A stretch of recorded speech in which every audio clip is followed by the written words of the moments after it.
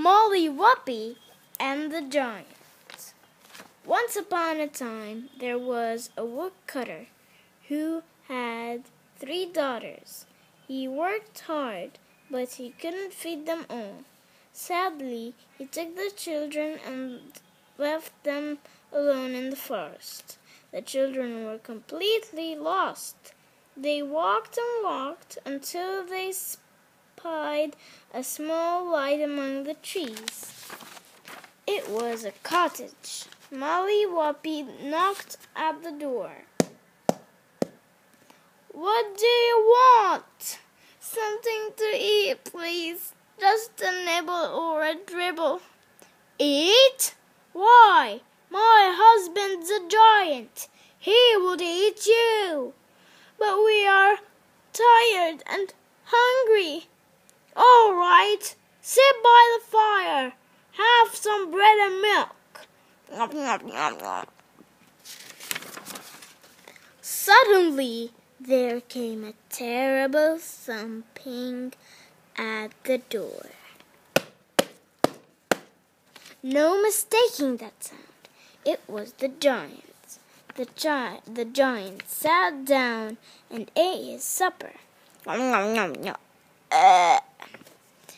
But between bites, he looked at those children. The giant also had 3 daughters. Before they went to bed, he hung 3 golden chains around his daughters' necks. Then the giant hung 3 straw chains around the necks of the 3 strangers. "You children can all sleep in the big feather bed. Now off you go. Nighty-night." Soon the children were snoring away. But Molly stayed awake. She exchanged all of the necklaces. In the middle of the night, the giant tiptoed into the room. He took the 3 children with the straw necklaces and bolted them up in his cellar. "Ha, ha, ha, ha! So, my pretty chickabiddies, now I have you." Molly and her sisters raced out of that house in a flash. They didn't stop running until morning. Then they came to the king's house. Molly told her story to the king. "Well, Molly, that's one thing done, and done well. Now bring me the giant's sword that hangs beside his bed. Then I will give your eldest sister my eldest son for a husband." "I'll try, your majesty. That I will, or my name's not Molly Whuppie." That very evening, Molly made her way back to the giant's house. Hiding, she saw the giant eating his supper. Nom, nom, nom, nom. She crept into the house and hid under his bed. In the middle of the night, as the giant snored, she unhooked the sword that hung on the wall. But Molly accidentally rattled the sword. "Who's there? Who's there? Stop, thief! You nincomnoodle!" Molly ran, and the giant ran until they came to the bridge of 1 hair. Molly ran over the bridge, but the giant couldn't.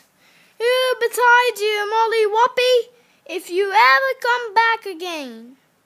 "Maybe twice I'll come to see you, and maybe once again." Then Molly carried the sword off to the king. Soon her eldest sister married the prince. "Now, Molly, bring me the purse that lies under the giant's pillow. and I'll marry your second sister to my second son." "I'll try, your Majesty, that I will, or my name's not Molly Whuppie." Molly arrived at the giant's house as he was guzzling his supper. Nom, nom, nom, nom, nom. She hid in the cupboard. In the middle of the night, she crept out of the cupboard and slid her fingers under the giant's pillow.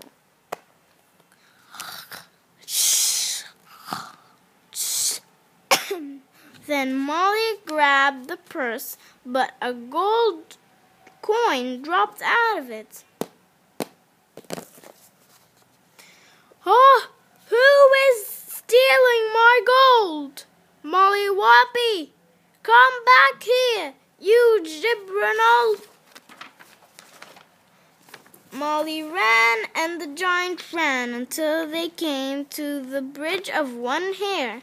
Molly ran over, but the giant stayed. "Who betide you, Molly Whuppie, you ninny hammer? If you ever come back again, maybe thrice I'll come to see you, and maybe once again."